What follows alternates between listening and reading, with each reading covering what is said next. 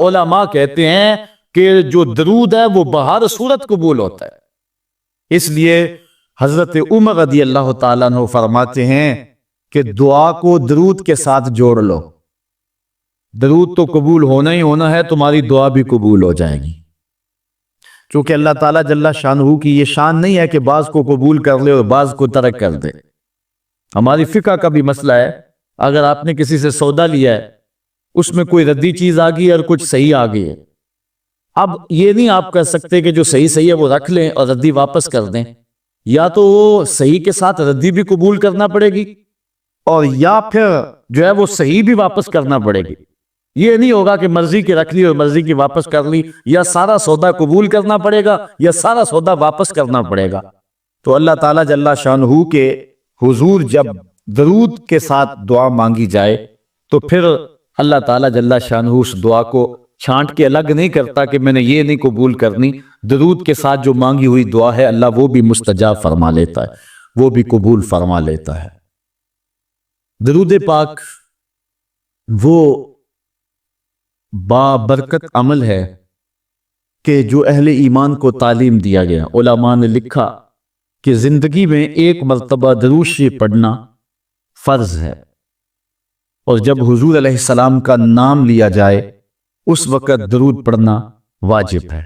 اس کے علاوہ بھی وجوب کے اور بہت سارے مقامات علماء نے بیان کیے، اور نمایاں 40 مقامات علماء نے بیان کیے جہاں درود شریف پڑھنا مستحب ہے، لیکن بعض مقامات پہ درود شریف پڑھنا مکروہ بھی ہے، جس طرح باتھ روم اور اس قبیل کے اور مقامات اور جگہیں اور جو ہے وہ احوال ایسے ہیں جہاں درود شریف نہیں پڑھا جائے گا۔ باقی درود شریف وہ بابرکت وظیفہ ہے، وہ مقبول بارگاہ عمل ہے کہ جس کو جتنی بار مرضی پڑھو، ایک تو طبیعت میں اکتاہٹ نہیں ہوتی، انسان تھکتا نہیں، اور دوسرا اس عمل کی برکتیں اتنی ہیں، اس کا ثواب اتنا ہے کہ حضور نبی رحمت صلی اللہ علیہ وسلم کا فرمان حضرت ابو ہریرہ رضی اللہ تعالی عنہ سے سماعت کر لیجئے کہ حضور علیہ السلام نے ارشاد فرمایا من صلی علیہ صلاۃ واحدۃ صلی اللہ علیہ عشرا، جو میرے اوپر ایک مرتبہ درود پڑھتا ہے اللہ تعالیٰ اس پہ 10 رحمتوں کا نزول فرماتا۔ یہ اس بابرکت وظیفے کا نتیجہ ہے جو بندہ مومن کو نصیب کر دیا جاتا ہے۔ دوسری روایت حضرت انس بن مالک رضی اللہ تعالی عنہ سے مروی ہے ان النبی صلی اللہ علیہ وسلم قال من ذکرت عنده فلیصلی علی ومن صلی علی مرۃ صلی اللہ علیہ بها عشرا۔ حضور نے فرمایا کہ جس شخص کے سامنے میرا ذکر کیا جائے اس کو میرے پہ درود پڑھنا چاہیے، اس لیے کہ جس نے میرے اوپر ایک مرتبہ درود پڑھا اللہ تعالیٰ اس پہ 10 رحمتیں نازل فرماتا۔ علماء نے ایک بڑی خوبصورت بات لکھی، وہ کہتے ہیں کہ اصل درود پڑھ کر کے اپنے لیے رحمتیں طلب کرنا ہوتا ہے رب سے، چونکہ مصطفیٰ کریم علیہ الصلوۃ والسلام ہمارے درود کے محتاج ہے۔ بندہ کہ میں درود پڑھ رہا ہوں، جب ہم نہیں تھے اس وقت بھی مصطفیٰ پہ درود پڑھا جا رہا تھا، جب کائنات کو خلق وجود بھی نہیں دیا گیا تھا مصطفیٰ پہ درود اس وقت بھی پڑھا جا رہا تھا۔ تو یہ ہم اپنی سعادت مندی حاصل کرتے ہیں۔ اس کی مثال یہ ہے کہ جو مانگنے والے ہیں وہ 2 طرح کے ہوتے ہیں۔ سورۃ الفاتحہ کی تفسیر میں نے مختصر بات آپ کے سامنے اس عنوان سے رکھی تھی۔ ایک وہ ہے کہ جو ڈائریکٹ دروازے کو دستک دے کے صاحب خانہ سے مانگتے ہیں، صاحب خانہ اپنی توفیق کے مطابق اس کو دے نہ دے اس کی مرضی۔ اور مانگنے والوں کا ایک اور طریقہ ہوتا ہے کہ وہ مانگتے نہیں، کسی شخص کے دروازے پہ کھڑے ہو کے اس کو دعائیں دینے لگتے ہیں، تیرے بچوں کی خیر، تیرے والدین کی خیر، جہاں دادے پر دادے سے شروع ہوتے ہیں اور نیچے نسل تک آتے ہیں۔ تو وہ جب دعائیں مانگ رہے ہوتے ہیں تیرے خاندان کی، تیری جد کی خیر، تو گھر والا سمجھتا ہے جو ہمیں دعائیں دے رہا ہے اصل خود خالی جھولی لے کر آیا ہے، یہ کچھ مانگنا چاہتا ہے۔ تو کوئی شخص اللہ کی بارگاہ سے مانگنا چاہے، اللہ تو اولاد سے پاک ہے، تو اس کے محبوب کی خیر مانگو، اللہ تعالیٰ ایک بار خیر مانگو گے 10 رحمتیں جھولی میں ڈال دے گا۔ تو یہ مانگنے کا ایک مہذب طریقہ ہے جو اہل ایمان مانگتے ہیں۔ اس لیے اگر سارے وظیفے چھوڑ کے صرف درود پڑھا جائے تو یہ کیسا عمل ہے۔ حضرت ابی بن کعب رضی اللہ تعالیٰ عنہ سے مروی روایت ابھی آ رہی ہے، آپ دیکھیں گے کہ یہ کتنا بابرکت وظیفہ ہے جس کی تعلیم حضور ارشاد فرما رہے ہیں۔ حضور علیہ السلام کا ایک اور فرمان سنیے جس کو امام طبرانی نے اپنی موجم میں روایت کیا ہے۔ حضور نے ارشاد فرمایا من صلی علیہ صلاۃ واحدۃ صلی اللہ علیہ عشرا، جو میرے اوپر ایک مرتبہ درود پڑھتا ہے رب تعالیٰ اس پر 10 رحمتیں نازل کرتا ہے۔ ومن صلی علیہ عشرا صلی اللہ علیہ مئۃ، اور جو میرے اوپر 10 مرتبہ درود پڑھتا ہے اللہ تعالیٰ اس پہ 100 رحمتیں نازل فرماتا۔ ومن صلی علیہ مئۃ کتب اللہ بین عینیہ براۃ من النفاق وبراۃ من النار، اور جو شخص میرے اوپر 100 مرتبہ درود پڑھتا ہے اس کی 2 آنکھوں کے درمیان لکھ دیا جاتا ہے یہ بندہ منافق بھی نہیں ہے دوزخی بھی نہیں ہے، یہ نہ منافق ہے اور نہ دوزخی ہے، نفاق سے اور دوزخ سے بری لکھ دیا جاتا ہے۔ وَأَسْكَنَهُ اللَّهُ يَوْمَ الْقِيَامَةِ مَعَ الشُّهَدَاءِ، اور اللہ تعالیٰ جل شانہ قیامت کے دن جس مرتبے پر شہداء کو ٹھہرائے گا اسی مقام پہ درود پڑھنے والوں کو ٹھہرائے گا۔ یہ ثواب ہے اس شخص کے لیے کہ جو حضور پر کثرت کے ساتھ درود پڑھتا ہے۔ حضرت عبد الرحمن بن عوف رضی اللہ تعالی عنہ سے ایک روایت سنیے، فرماتے ہیں یہ عشرہ مبشرہ سے ہیں، جلیل القدر صحابی ہیں، اور صحابہ میں سب سے زیادہ امیر صحابی بھی یہی ہیں۔ 1,44,000 صحابہ میں سب سے امیر ترین صحابی حضرت عبد الرحمن ابن عوف رضی اللہ تعالی عنہ ہیں۔ آپ فرماتے ہیں کہ خرج رسول اللہ صلی اللہ علیہ وسلم فاتبعته حتى دخل نخلا فسجد فاطال السجود حتى خفت او خشيت ان يكون الله قد توفاه او قبضه۔ کہتے ہیں ایک دن حضور گھر سے باہر تشریف فرما ہوئے مسجد نبوی سے نکلے تو میں بھی حضور کے پیچھے پیچھے چل پڑا۔ حضور علیہ الصلوۃ والسلام کے تتبع میں، حضور کی اتباع میں میں بھی حضور کے پیچھے چل پڑا۔ حتی داخل نخلا، یہاں تک کہ کھجوروں کے ایک باغ میں حضور تشریف فرما ہو گئے، میں بھی اس باغ میں حضور کے پیچھے چلا۔ میں نے کیا دیکھا؟ حضور نے سجدہ فرمایا، فاطال السجود، اور سجدہ اتنا لمبا تھا، حتی خفت او خشیت ان یکون اللہ قد توفى او قبضه، مجھے ڈر لگا کہ حضور علیہ السلام کا وصال ہو گیا، کہ حضور نے سر انور رکھا سجدے میں پھر اٹھا ہی نہیں رہے تھے، تو میں ڈرا اس بات سے کہ کہیں حضور کا وصال نہ ہو گیا ہو، حضور علیہ السلام اس دار فانی سے کوچ نہ کر گئے ہوں۔ تو کہتے ہیں کہ کالا فجے تو انظر فرفع راسہ، میں دیکھ ہی رہا تھا کہ اچانک حضور نے سر انور اٹھا لیا۔ فقال مالک یا عبد الرحمن، تو میرا رنگ اڑا ہوا تھا، میری طبیعت کے اوپر ایک عجیب کیفیت تھی۔ حضور نے سر اٹھایا اور مجھے اس حالت میں دیکھا، کہا کہ اے عبد الرحمن تجھے کیا ہو گیا؟ میں نے کہا فذکرت ذالک لہ، جو مجھے ہوا تھا میں نے وہ بتا دیا، میں تو ڈر گیا تھا، چونکہ صحابہ کی زندگی ہی تو حضور کے نام سے تھی، اور آقا کریم کی زندگی کے ساتھ اور حضور کی حیات کے ساتھ ہی تو وہ جیتے تھے بلکہ اڑتے تھے، اور صحابہ رضوان اللہ علیہ مجمعین کے لیے سب سے مشکل وقت حضور علیہ السلام کی وفات کا وقت تھا، ان سے برداشت نہیں ہوتا تھا۔ آپ نے پڑھا ہوگا سیر میں، علماء سے سنا ہوگا، حضرت عمر نے تلوار نکال لی تھی حضور کے وصال پر، کوئی کہے تو صحیح حضور کا وصال ہو گیا میں گردن کاٹ دوں گا، روتے تھے، عجیب کیفیت تھی۔ حضرت ابوبکر صدیق نے ہاتھ آگے کیا لیکن حضرت عمر جو ہیں وہ ان کی بات بھی سننے کے لیے تیار نہیں تھے۔ حضرت بلال چیخیں مارتے تھے، عجیب حالت تھی۔ حضرت سیدہ فاطمہ کہتی تھی صبت علی مصائب لو انہا صبت علی الایام سرنا لیالیا، لوگوں میرے اوپر جو مصیبتیں ٹوٹ پڑی ہیں اگر وہ چٹے دنوں پہ پڑتی تو وہ بھی کالی راتیں بن جاتے، اتنی مصیبتیں آ گئی۔ حضور علیہ السلام کے وصال پر یہ صحابہ کی کیفیت۔ حضرت زید بن عبداللہ اپنے باغ کو پانی دے رہے تھے، حضرت امام زرقانی نے لکھا ہے ان کے بیٹے نے جا کے کہا کہ ابا جی کو بات سنی ہے؟ انہوں نے کہا بتاؤ بیٹے کیا ہوا ہے؟ کہا حضور کا وصال ہو گیا۔ تو حضرت زید نے یوں ہاتھ اٹھائے اور سنو انہوں نے کیا کہا، اللہم اذہب بصری حتی لا ارا بعد حبیبی محمد احدا، اے اللہ مجھے اندھا کر دے، مجھے نابینا کر دے۔ آنکھوں کے چراغ روشن اس لیے تھے کہ تیرے رسول کو دیکھتا تھا۔ اب حضور اگر اس دنیا سے چلے گئے تو میں نے آنکھوں کی چراغ کیا کرنے؟ تو اللہ تعالیٰ نے ان کی دعا قبول فرما لی اور وہ فوراً نابینا ہو گئے۔ کسی نے بعد میں ان کے پاس جا کے افسوس کیا کہ تمہاری آنکھوں کی بینائی جاتی رہی ہے، بڑا افسوس ہوا ہے۔ وہ فرمانے لگے تمہیں ہوا ہوگا، مجھے تو کوئی نہیں ہوا، میں تو حضور کے بغیر کسی کو دیکھنا ہی نہیں چاہتا۔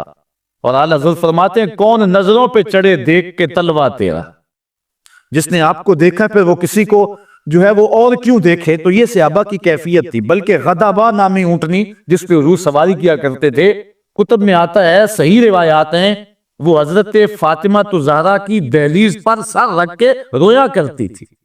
اور وہ یافور نامی دراز گوش جس پہ حضور سواری کیا کرتے تھے، جس کو ہم اپنی زبان میں گدھا کہہ لیتے ہیں لیکن نسبت رسول سے ہوگی تو پھر اس کو دراز گوش کہیں گے، تو وہ قبیلہ بنو سلیم کے کنویں میں چھلانگ لگا کے مر گیا کہ جب حضور چلے گئے ہیں تو ہم نے جی کے کیا لینا ہے۔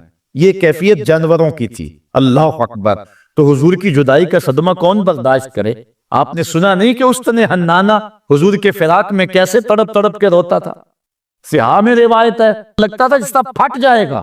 اور آقا کریم منبر سے نیچے اترے اور آقا نے اس کو دونوں ہاتھوں میں لیا، پھر تسلی دی، اور ایسے لگا جس طرح کہ بچھڑا ہوا بچہ ماں کی گود میں آ جائے تو اس کی گگھی بن جاتی ہے، یہ کیفیت ہوئی۔ پھر حضور منبر پہ جلوہ فراز ہوئے اور صحابہ سے مخاطب ہو کے کہا لو لم افعل ہاکذا لہن الی یوم القیامہ، اگر میں اپنے عاشق زار کو منبر سے اتر کے یوں تسلی نہ دیتا تو یہ لکڑی کا ستون قیامت تک روتا ہی رہتا۔ اللہ اکبر۔ یہ ہے حضور کے پیار کی کیفیت۔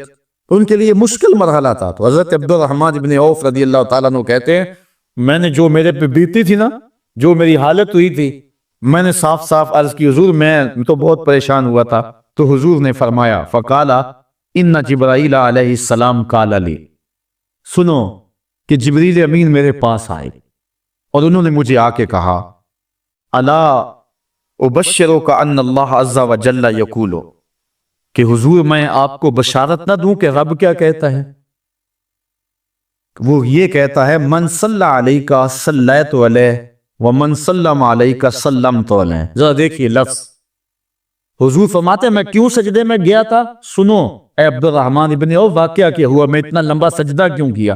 کہا میرے پاس جبریل آئے اور جبریل نے مجھے رب کا سندیسہ دیا، پیغام دیا کہ محبوب آپ کا رب کہتا ہے کہ آپ کا جو امتی آپ پہ درود پڑے گا میں رب ہو کے اس پہ درود پڑھوں گا، اور جو آپ کا امتی آپ کو سلام کہے گا میں رب ہو کے اس کو سلام کروں گا۔ تو حضور فرماتے ہیں فسجدت للہ شکرا، تو پھر میں سجدہ نہ کرتا، پھر میں شکر کا سجدہ نہ کرتا اور میرا سجدہ لمبا نہ ہوتا کہ اتنا کرم ہوا کہ میرا اگر غلام مجھ پہ درود بھیجے تو رب اس پہ درود بھیجتا ہے۔ اللہ اکبر۔ یہ کرم نوازیاں اس شخص پر کہ جو حضور نبی رحمت صلی اللہ علیہ وسلم پر درود بھیجتا ہے۔ آئیے حضرت عبداللہ ابن مسعود رضی اللہ تعالی عنہ سے ایک روایت سنتے ہیں۔ کہتے ہیں کہ ان للہ ملائکۃ سیاحین یبلغون عن امتی السلام، اللہ کے کچھ فرشتے ہیں جن کی ڈیوٹی یہ ہے وہ دھرتی پر گھومتے ہیں، پوری دنیا پہ چکر لگاتے ہیں، اور کرتے کیا ہیں؟ جہاں جہاں بھی کوئی شخص میرے اوپر سلام بھیجے تو وہ اس امتی کا سلام میرے تک پہنچاتے ہیں کہ حضور آپ کے فلاں امتی نے آپ تک جو ہے وہ سلام بھیجا ہے۔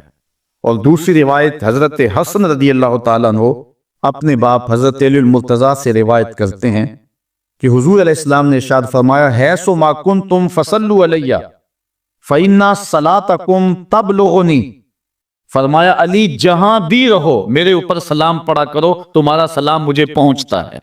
جہاں بھی رہو میرے اوپر سلام پڑھنے کو، عمل کو نہ چھوڑنا۔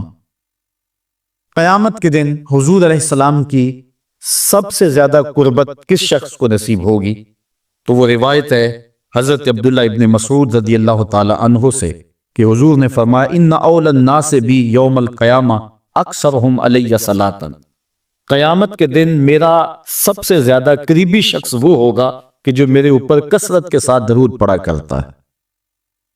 حضرت ابی بن کعب رضی اللہ تعالیٰ عنہ کی وہی روایت جو میں نے جس کا اشارہ دیا، روایت کرتے ہیں کان رسول اللہ صلی اللہ علیہ وسلم اذا ذهب ربع اللیل قام فقال یا ایھا الناس اذکروا اللہ جاءت الراجفہ تتبع الرادفہ جاء الموت بما فیہ۔ کہتے ہیں کہ حضور علیہ الصلوۃ والسلام جب رات کا چوتھائی حصہ باقی رہ گیا تو آقا کریم علیہ السلام نے لوگوں کو بیدار کیا، لوگوں کو جگایا کہ اٹھو، اللہ کا ذکر کرو، قیامت آنے والی ہے، موت آنے والی ہے۔ حضور نے صحابہ کو بیدار کیا۔ قال ابی بن کعب رضی اللہ تعالیٰ عنہ، حضرت ابی بن کعب رضی اللہ تعالیٰ عنہ فرماتے ہیں یہ جلیل القدر صحابی، اور حضور علیہ الصلوۃ والسلام ان سے قرآن سنا کرتے تھے۔ بلکہ ایک دن حضور گزر رہے تھے، حضرت ابی بن کعب رضی اللہ تعالیٰ عنہ تلاوت کر رہے تھے، حضور رک کے سننے لگے۔ اگلے دن ملاقات ہوئی تو فرمایا ابی میں گزر رہا تھا، تو تلاوت کر رہا تھا اور میں سنتا رہا۔ تو حضرت ابی نے کہا حضور اگر مجھے پتہ چل جاتا نا کہ آپ سن رہے ہیں تو میں اور سوار کے پڑھتا۔ محدثین شارحین لکھتے ہیں کسی کے دکھلاوے کے لیے قرآن سوار کے پڑھنا ریاکاری ہے، لیکن اگر حضور کے دکھلاوے کے لیے پڑھا جائے یہ ریاکاری نہیں ہے، یہ عین دین ہے۔ تو حضرت ابی بن کعب رضی اللہ تعالی عنہ کہتے ہیں کہ میں نے حضور کی خدمت میں عرض کی، فقلت، میں نے عرض کی یا رسول اللہ صلی اللہ علیہ وسلم میں آپ پر بہت زیادہ درود شریف پڑھتا ہوں، فَكَمْ أَجْعَلُ لَكَ مِنْ صَلَاتِي، تو مجھے بتا دیں کہ میں آپ پہ کتنا وقت درود پڑھا کروں۔ قَالَ مَا شِئْتَ، کہا جتنا تو پڑھ سکتا ہے، جتنا تیرے پاس وقت ہے، جتنی تیری مرضی ہے، میں کوئی مقرر نہیں کرتا۔ قَالَ قُلْتُ، میں نے کہا الربع، میں چوتھا حصہ درود پڑھا کروں گا، باقی تین حصے باقی وظیفے کر لیا کروں۔ قَالَ مَا شِئْتَ، حضور نے فرمایا تیری مرضی، وَإِن زِدْتَ فَهُوَ خَيْرٌ لَكَ، لیکن اگر درود زیادہ پڑھے نا تو تیرے لیے ہوگا بہتر۔ ویسے تو اگر چوتھا حصہ پڑھے، باقی تین حصے باقی وظیفے، لیکن اگر ایسا کرے تو تیرے لیے بہتر ہوگا، زیادہ اگر پڑھ لے۔ قَالَ کہتے ہیں فَقُلْتُ، تو میں نے کہا فَثُلْثَيْن، میں 2/3 پڑھ لیا کروں گا۔ قَالَ مَا شِئْتَ، فرمایا جس طرح تیری مرضی، فَإِن زِدْتَ فَهُوَ خَيْرٌ لَكَ، لیکن اگر تو درود کو زیادہ کر لے تو یہ تیرے لیے بہتر ہوگا۔ قُلْتُ النِّصْفُ، میں نے عرض کی حضور میں آدھا وقت درود پڑھ لیا کروں گا، باقی آدھا وقت دیگر وظائف پڑھ لیا کروں گا۔ قُلْتُ، جب میں نے یہ بات کہی تو حضور نے فرمایا مَا شِئْتَ، جو تیری مرضی، جو تیرے دل میں آئے، وَإِن زِدْتَ فَهُوَ خَيْرٌ لَكَ، لیکن اگر تو درود کو اور زیادہ کر دے تو تیرے لیے ہے بہتر۔ کہتے ہیں کہ میں نے عرض کی أَجْعَلُ لَكَ صَلَاتِي كُلَّهَا، حضور پھر میں سارا وقت درود ہی پڑھ لیا کروں گا، میں سارا وقت درود ہی پڑھ لیا کروں گا۔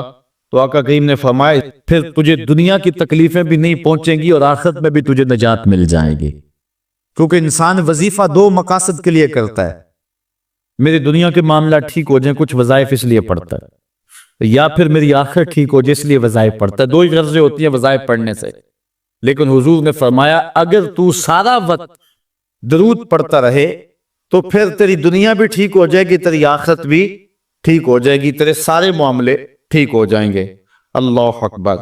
اور حضور علیہ السلام کا یہ ایک اور فرمان سنیے جس کو حضرت انس رضی اللہ تعالیٰ عنہ روایت کرتے ہیں۔ حضور علیہ السلام نے ارشاد فرمایا من صلی علی فی یوم 1000 مرہ لم یمت حتی یرا مقعدہ من الجنہ، جو ایک دن میں 1000 مرتبہ میرے اوپر درود پڑے وہ اتنی دیر تک مرے گا نہیں جب تک جنت میں اپنا ٹھکانہ نہیں دیکھ لیتا۔ یہ اللہ تعالیٰ اس کو خاص نور نصیب فرمائے گا۔ اور آئیے سنیے حضور علیہ السلام کیا ارشاد فرما رہے ہیں۔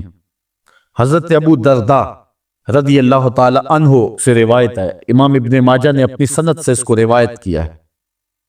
قال قال رسول اللہ صلی اللہ علیہ وسلم اکثروا علی من الصلاة کل یوم الجمعہ فإنہ مشہود تشہدہ الملائکہ۔ حضور نے فرمایا کہ ہر جمعے کے دن میرے اوپر کثرت کے ساتھ درود پڑھا کرو، کیونکہ یہ یوم مشہود ہے، اس دن فرشتے حاضر ہوتے ہیں، تو جمعے کے دن کثرت کے ساتھ باقی دنوں کی نسبت میرے اوپر درود پڑھا کرو۔ تو وَإِنَّ أَحَدًا لَن يُصَلِّيَ عَلَيَّ إِلَّا أُرِدَتْ علیہ صلاۃہ حتی یفرغ منہا، اس لیے کہ تم میں سے جو کوئی میرے اوپر درود پڑھتا ہے جب تک فارغ نہیں ہو جاتا اس کا درود جو ہے وہ میرے اوپر پہنچا دیا جاتا ہے۔ کالا، تو حضرت ابو درداء کہتے ہیں کل، تو میں نے کہا وبعد الموت، حضور جب آپ اس دنیا سے چلے جائیں تو کیا اس کے بعد بھی یہ وظیفہ اور یہ عمل جاری رکھیں؟ حضرت ابو درداء رضی اللہ تعالی عنہ نے جو ہے یہ وضاحت حضور سے پوچھی، اور یہ بھی بڑے جلیل القدر صحابی ہیں، بلکہ صحابہ میں سے انتہائی متقی اور پرہیزگار صحابی ہیں۔ بلکہ حضرت ابو درداء کے بارے میں آتا ہے کہ فجر کی نماز پڑھ کے جلدی چلے جاتے تھے۔ ایک دن حضور نے روک کر کے کہا ابو درداء کاہے کی جلدی ہوتی ہے کہ رکتے بھی نہیں، بہت جلدی چلے جاتے ہو؟ عرض کی حضور میرے ہمسایوں کے گھر میں کھجور کا ایک لمبا درخت ہے، اور آج کل مدینے میں کھجوروں کے پکنے کا موسم ہے، اور سحری کے وقت ٹھنڈی ہوائیں مدینے کو سلامی دینے آتی ہیں، اور میں اس لیے جلدی جلدی چلا جاتا ہوں کہ وہ جو کھجوریں جھڑ کے میرے ویڑے میں گر جاتی ہیں بچوں کے اٹھنے سے قبل ہمسائے کے گھر میں پھینک دوں، کہیں میرا بچہ کوئی نہ کھا لے۔ اور ہماری سڑک سے گنے کی ٹرالی گزر کے تو دیکھیں، یہ دیکھیے حضور علیہ السلام کے صحابی کا عمل اور ان کی زندگی کے معمولات۔ یہ ہے حضرت ابو درداء رضی اللہ تعالیٰ عنہ، کہتے ہیں میں نے حضور سے کہا حضور جب آپ اس دنیا سے چلے جائیں گے تو کیا پھر بھی درود آپ کو بھیجیں اور پھر بھی آپ پر پہنچتا رہے گا؟ تو سنو حضور نے کیا کہا۔ حضور نے فرمایا ان اللہ حرم علی الارض ان تاکل اجساد الانبیاء علیہم الصلاۃ والسلام، اللہ تعالیٰ نے مٹی پر حرام کر دیا ہے کہ وہ نبیوں کے جسموں کو کھائے۔ نبی قبروں میں زندہ ہوتے ہیں اور ان کو رزق بھی دیا جاتا۔ حضرت ابن ماجہ نے یہ روایت باسناد جید، اچھی سند کے ساتھ اس کو روایت کیا ہے، بلکہ حضور نبی رحمت صلی اللہ علیہ وسلم نے ارشاد فرمایا کہ جب کوئی شخص میرے اوپر درود پڑھتا ہے تو اللہ تعالیٰ جل شانہ میری روح میرے بدن میں لٹا دیتا ہے، حتیٰ کہ میں اس کے سلام کا جواب دیتا ہوں۔ وہ کیا، کسی نے کہا شعر تو سادہ سا ہے لیکن اس حدیث کا ترجمہ ہے۔ وہ کسی شاعر نے کہا تھا کہ درود پڑھنے سے ثواب ملتا ہے اور سلام پڑھنے سے جواب ملتا ہے۔ اگر کوئی شخص حضور کی بارگاہ میں سلام پیش کرے تو اس کا جواب ملتا ہے، اور اہل حق حضور علیہ الصلوۃ والسلام کی بارگاہ میں اس سلام کو محسوس کرتے ہیں۔ حضرت امام مالک نے یہ بات کہی کہ اگر کوئی شخص حضور کے روضے پہ جائے، باقی ائمہ کہتے ہیں کہ وہ کہے کہ میں حضور کے روضے کی زیارت کر کے آیا ہوں، لیکن امام مالک کہتے ہیں کہ یہ نہ کہے میں حضور کے روضے کی زیارت کر کے آیا ہوں، بلکہ یہ کہے میں حضور کی زیارت کر کے آیا ہوں، کیونکہ حضور علیہ الصلوۃ والسلام کو جس نے حضور کے روضے کو دیکھا، حضور نے فرمایا وہ ایسی ہے جس نے میری زندگی میں اس نے مجھے دیکھا۔ حضرت شیخ سید احمد کبیر الرفائی رحمت اللہ تعالی علیہ بہت بڑے بزرگ گزرے، ساری زندگی حضور پر کثرت کے ساتھ درود پڑا، اور حضور علیہ السلام کی طرف سے جو باطن میں جواب آتا رہا اس کو موصول کرتے رہے۔ اللہ تعالیٰ جل شانہ نے توفیق دی، پھر دیار نور میں حاضر ہوئے۔ 555 ہجری کا یہ واقعہ ہے۔ اس کو تمام مکاتب فکر کے لوگوں نے سوائے ایک مکتبہ فکر کے اپنی کتابوں میں لکھا ہے۔ تبلیغی جماعت والوں نے اپنے شیخ الحدیث زکریہ سہارنپوری نے کتاب الحج میں لکھا ہے، باقی لوگوں نے بھی لکھا ہے، درجنوں تذکرہ نگاروں نے اس واقعہ کو بیان کیا ہے، اور اس کی صحت پر اہل علم کو کوئی اختلاف نہیں ہے۔ 555 ہجری کی بات ہے کہ وہ حضور کے روضے پہ بنفس نفیس حاضر ہوئے، اور حاضر ہو کے انہوں نے جو حضور کی بارگاہ میں عرض کی، چونکہ سید تھے، حضور کی اولاد تھی، کہا کہ حضور ساری زندگی میری روح سلام لے کے آپ کی خدمت میں حاضر ہوتی تھی اور آپ کا روحانی جواب وصول کرتی تھی۔ آج آپ کا بیٹا بنفس نفیس خود حاضر ہو گیا، آج میں روحانی جواب نہیں لوں گا۔ اور حضور کے روضے کے سامنے کھڑے ہو گئے اور ادب سے سلام پیش کیا۔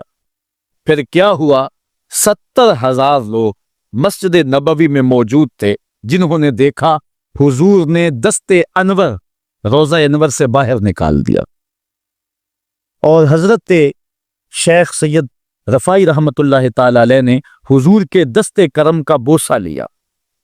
حضرت غوث اعظم شیخ عبد القادر جیلانی علیہ رحمہ فرماتے ہیں اتفاق سے اس دن میں بھی موجود تھا، اور کہتے ہیں کہ حضرت امام رفائی کے صدقے سے حضور کے دستے اقدس کی زیارت میں نے بھی کر لی۔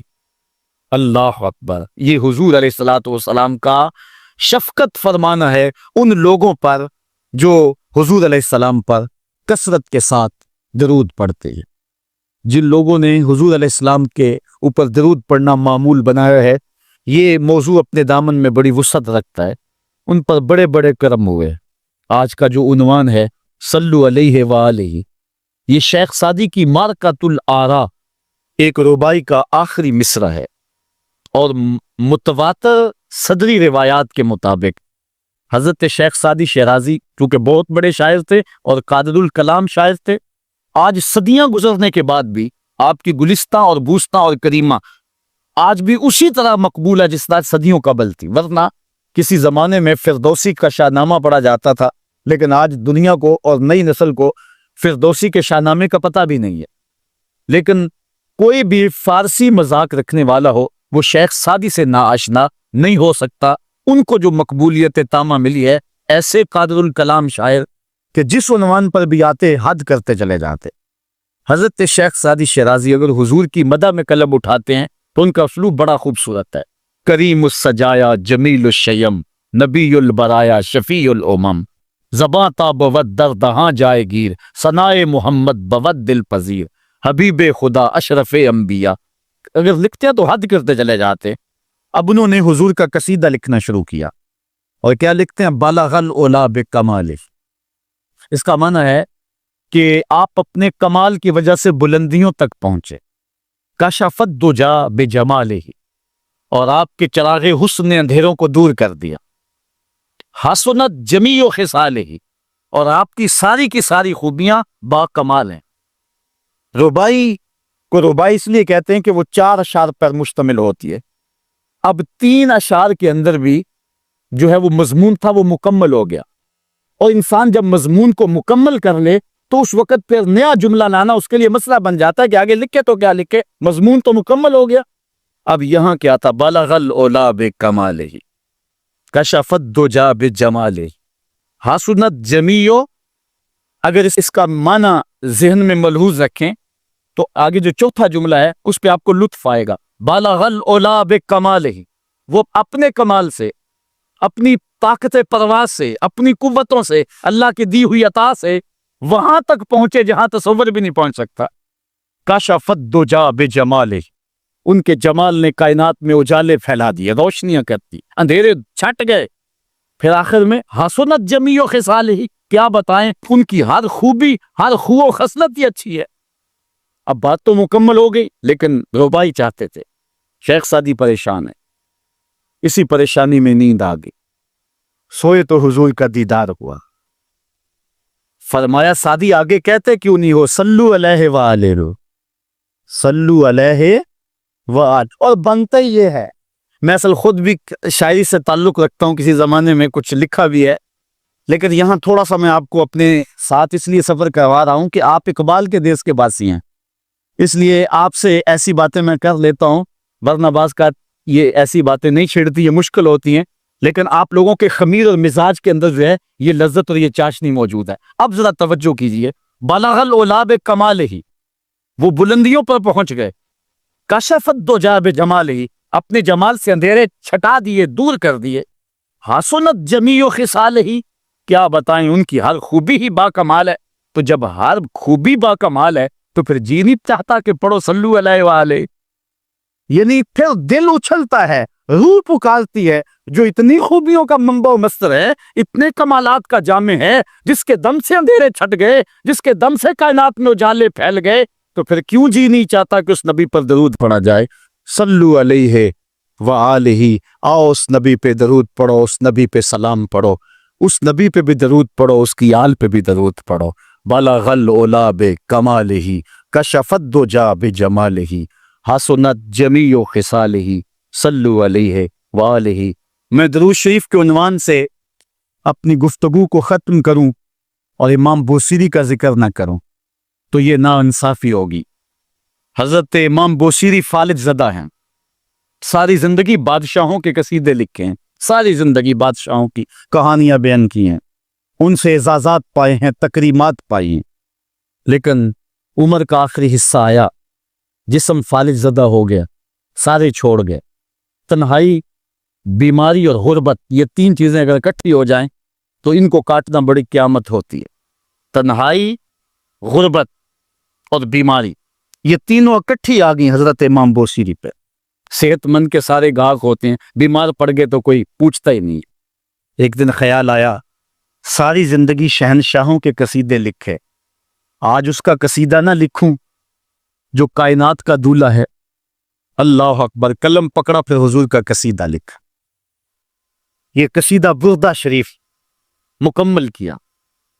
رات ہوئی، حضرت امام بوصیری سوئے، آقا کریم علیہ السلام تشریف لائے، اور یہ بات ذہن میں رکھیں، حضور نے ارشاد فرمایا، من رآنی فی المنام فقد رآنی فإن الشیطان لا یتمثل بی۔ یہ ابن ماجہ میں 6 طرق سے روایت مروی ہے، ویسے بخاری دیگر کتابوں میں بھی ہے، لیکن ابن ماجہ حجم کے اعتبار سے چھوٹی کتاب ہے، اس میں بھی 6 مرتبہ یہ روایت ہے، باقیوں میں تو بہت مرتبہ یہ روایت آئی ہے۔ ابن ماجہ میں 6 طرق سے یہ روایت ہے۔ حضور نے فرمایا، جس نے مجھے خواب میں دیکھا اس نے مجھے ہی دیکھا، شیطان خواب میں آ کر بھی میری مثل ہونے کا دعویٰ نہیں کر سکتا۔ اچھا، دوسری بات، جس نے حضور کو دیکھا اس نے حضور کو دیکھا، اور جس نے حضور کو دیکھا حضور اس کے خواب میں قصد، ارادے اور مرضی سے آئے۔ میں کسی کے خواب میں جاؤں، آپ کسی کے خواب میں آئیں، نہ آپ کو پتا ہوتا ہے نہ مجھے پتا ہو، مجلس سجی ہے، میں گفتگو کر رہا ہوں، اٹھ کے آپ چلے جائیں گے، جا کے سو جائیں، میں خواب میں دوبارہ گفتگو کرتا ہوا پایا جاؤں، مجھے آپ اٹھ کے فون کرے، جناب آج خواب میں آئے تھے، تو مجھے تو نہیں پتا ہوگا، یا آپ کو میں دیکھ لوں دوبارہ تو آپ کو علم نہیں ہوگا۔ لیکن حضور جس کے خواب میں جائیں قصد، ارادے اور مرضی سے جاتے ہیں۔ تیسری بات، خواب میں کسی کو کچھ کوئی دے تو وہ محض خواب ہوتا ہے۔ لاٹری نکل آئی، کروڑ پتی بن گیا، صبح اٹھیں گے تو کروڑ پتی ہوں گے یا کنگال ہوں گے؟ وہ کیا کسی نے کہا تھا 100 بار میرے ہاتھوں میں تیرا دامن آیا، جب آنکھ کھلی تو اپنا ہی گریباں تھا۔ کچھ نہیں ہوتا، خواب خواب ہوتا ہے۔ لیکن حضور کو اگر کوئی خواب میں دیکھے اور حضور کچھ عنایت کریں تو وہ محض خواب نہیں ہوتا۔ حضرت شاہ ولی اللہ محدث دہلوی فرماتے ہیں، میرے والد شاہ عبد الرحیم نے خواب میں انہوں نے حضور کو دیکھا تو آقا کریم علیہ السلام نے اپنے 2 منہ مبارک ان کو عطا کیے۔ کہتے ہیں جب اٹھے تو دیکھا کہ منہ مبارک نہیں تھے، تو پھر ان کی کیفیت وہی ہو گئی، اور پھر حضور خواب میں ملے، فرمایا کہ ہم نے تیرے سرہانے کے نیچے رکھ دیے۔ تو کہتے ہیں کہ وہ 2 بال حضرت شاہ ولی اللہ محدث دہلوی فرماتے ہیں ان کی علامت یہ تھی کہ وہ صندوق میں ہم رکھتے تھے، جب اس کو دھوپ میں لے کے نکلتے بدلی سایہ کیا کرتے تھے، اور فرماتے ہیں کہ جب وراثت تقسیم ہوئی تو 1 بال میرے حصے میں آیا، حضور کا منہ انور، حضور کا منہ مبارک۔ تو جس نے حضور کو خواب میں دیکھا حضور کو ہی دیکھا، حضور قصد سے آئے، جو دیا حقیقت میں دیا۔ اور چوتھی بات، وہ بخاری کی روایت ہے، حضور فرمایا، من رآنی فی المنام فسیرانی فی الیقظہ، جس نے مجھے خواب میں دیکھا ان قریب جاگتے بھی دیکھ لے گا۔ شارحین لکھتے ہیں ساری زندگی نہ دیکھ سکا، جب روح نکل رہی ہوگی رخ محبوب سامنے ہوگا، اور اگر اس وقت حضور کا دیدار ہو جائے تو اور چاہیے بھی کیا، سوکھا نکلے سا ظہوری جے ویخ لواں مکھ تیرا۔ اگر اس وقت حضور کا دیدار ہو جائے تو اور کیا چاہیے۔ تو حضرت امام بوصیری کہتے ہیں کہ میں سویا مقدر جاگا، حضور تشریف لائے، فرمایا بوصیری جو قصیدہ لکھا ہے وہ سناؤ تو صحیح۔ تو انہوں نے وہ مشہور قصیدہ مولا یصلی وسلم دائماً آباتا، وہ قصیدہ حضور کی خدمت میں پیش کیا، تو آقا کریم علیہ السلام نے اپنا دست شفا ان کے بدن پہ پھیرا، اور حضور نے اپنی چادر اتار کر کے حضرت امام بوصیری کو دے دی۔ بردہ عربی میں کہتے ہیں جو ہے وہ چادر کو، اسی لیے اس قصیدے کو قصیدہ بردہ کہتے ہیں، وہ قصیدہ جس کی جزا میں چادر عنایت ہوئی تھی۔ حضرت امام بوصیری جب اٹھے تو بالکل ٹھیک تھے، چادر اوڑی اور مسجد میں نماز پڑھنے کے لیے جا رہے ہیں۔ راستے میں ایک درویش کھڑا تھا، کہا بوصیری رات والا قصیدہ تو سناؤ جو تم نے لکھا ہے۔ حضرت بوصیری کہتے ہیں میں نے لکھا تھا اور کسی کو پتہ نہیں تھا۔ میں نے کہا کون سا قصیدہ؟ کہنے لگے بھولے نہ بنو جو حضور کو سنایا تھا. کہنے لگے کہ میں نے کہا کہ تجھے کیسے پتا ہے؟ کہا بتاؤں یہ چادر کون سی ہے؟ اللہ اکبر. تو امام بوصیری رحمت اللہ تعالی علیہ نے حضور علیہ السلام پر یہ درود لکھا، مولا یصلی وسلم دائمن ابدا، اور یہ جزا پائی. حضرت سید محمد بن سلیمان رحمت اللہ تعالی علیہ ایک بزرگ گزرے ہیں. یہ 708 ہجری میں پیدا ہوئے تھے. کہتے ہیں کہ میں ایک دن کسی بستی سے گزر رہا تھا اور وہاں ایک کنواں تھا، اس کا پانی تھوڑا سا نیچے تھا اور میرے پاس کوئی چیز نہیں تھی جس سے میں ڈول ڈال کر کے وہ پانی نکال سکوں. میں متحیر کھڑا تھا.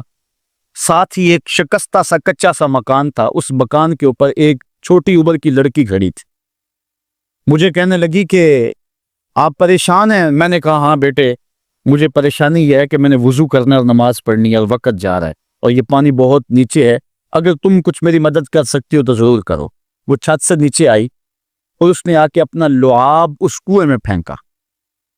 حضرت شیخ سید محمد بن سلیمان فرماتے ہیں کہ میں نے دیکھا کہ یکا یک کنویں کا پانی اچھل کے کناروں تک آ گیا اور بہنے لگا.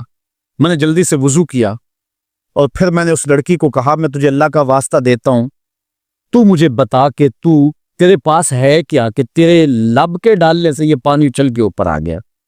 تو اس لڑکی نے مجھے کہا کہ یہ جو مرتبہ مجھے ملا ہے بکثرت الصلاۃ علی من کان اذا مشى فی البر تعلقت الوحوش باذیالہ، یہ مرتبہ میں اس پر درود پڑھ کے حاصل کیا ہے جب وہ جنگل سے گزرتے تھے تو جو جانور تھے قدموں سے لپٹ جاتے تھے، میں ان پر درود پڑھنے کی برکت سے جو ہے وہ یہ مرتبہ حاصل کیا ہے.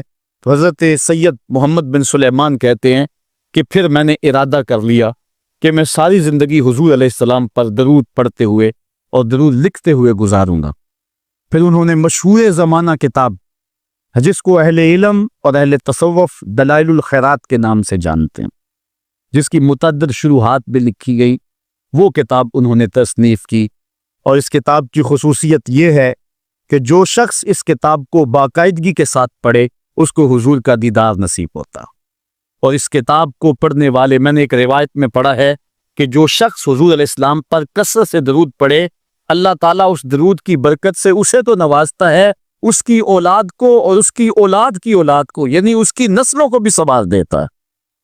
تو حضرت سید محمد بن سلیمان نے یہ کتاب لکھ کر کے درود کی زمانے پر احسان کیا، اور آج تک بالخصوص علماء روم کا عمل اس کے اوپر جو ہے وہ کثرت کے ساتھ ہے. لیکن یہاں بھی جو ہے وہ ہمارے بر صغیر پاک و ہند میں بھی دلائل الخیرات پر لوگوں کے بہت زیادہ عمل ہے. میرے والد گرامی اللہ ان کی قبر پہ کروڑوں رحمت نازل فرمائے، انہوں نے 37 سال تک بلا ناغہ دلائل الخیرات کا وظیفہ کیا ہے. اور یہ جو کچھ بھی ہے وہ کیا کسی نے کہا تھا میں جو کچھ بھی ہوں ان کی توجہ کا روپ ہوں، میری زندگی تیرے پیار کا انعام ہی تو ہے. تو یہ سارا فیضان یہ درود شریف کا فیضان ہے جو دروس قرآن کی صورت میں آپ دیکھ رہے ہیں. حضرت سید محمد بن سلیمان رحمت اللہ تعالی علیہ کا پھر انتقال ہو گیا اور سوس نامی ایک بستی کے اندر ان کو دفن کر دیا گیا.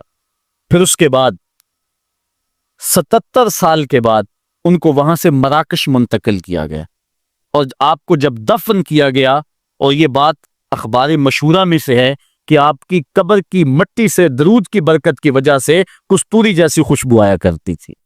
اور جب اتنے طویل عرصے کے بعد ان کو قبر سے نکالا گیا تو جب وہ فوت ہوئے تھے تو انہوں نے تھوڑی دیر پہلے حجامت بنائی تھی، اور جب لحد سے ان کو نکالا گیا 77 برس بعد تو ایسے لگتا تھا کہ جس طرح ابھی خط کروایا ہے. اور لوگوں نے ان کے جسم کو انگلی لگا کر کے دیکھا تو جس طرح ایک زندہ شخص کے جسم کو انگلی لگائیں تو خون ہٹ جاتا ہے اور جگہ زرد ہو جاتی ہے، تو ایسے ہی لوگوں نے پایا کہ جگہ زرد ہو گئی. پھر انگلی اٹھائی تو جو ہے وہ پھر وہاں دوبارہ سرخی آنے لگی. تو اس شخص نے بتایا کہ یہ دیکھو کیا ہے، تو پھر جو بھی زیارت کرنے آتا وہ انگلی لگا کے دیکھتا اور اس طرح دباتا آپ کی جلد کو، اور وہ زرد ہو جاتی اور پھر دوبارہ خون آتا. تو پھر ان کی زیارت بند کر دی گئی اور وہاں سوس سے اٹھا کر کے ان کو مراکش کے اندر دفن کیا گیا.